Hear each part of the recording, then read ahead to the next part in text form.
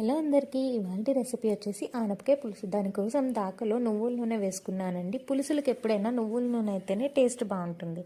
నూనె వేడయ్యాక మెంతులు, ఆవాలు, జీలకర్ర, దంచుకున్న వెల్లుల్లి, ఎండుమిర్చి, అలాగే కరివేపాకు, ఇంగువ వేసుకొని తాలింపు వేగిన తర్వాత ఇందులోకి ఉల్లిపాయ ముక్కలు, పచ్చిమిర్చిని ఫుల్గా కాకుండా జస్ట్ మధ్యలో నాటు పెట్టుకుంటే పులుసులో ఉడికి బాగుంటుందండి. పచ్చిమిరపకాయ కూడా. ఇప్పుడు ఇందులోకి పసుపు వేసుకొని ఉల్లిపాయలు మగ్గిన తర్వాత ఆనపకాయ ముక్కల్ని పెద్దగా కట్ చేసుకొని ఫోర్క్తో గుచ్చుకుంటే ఫ్లేవర్స్ పడతాయన్నమాట.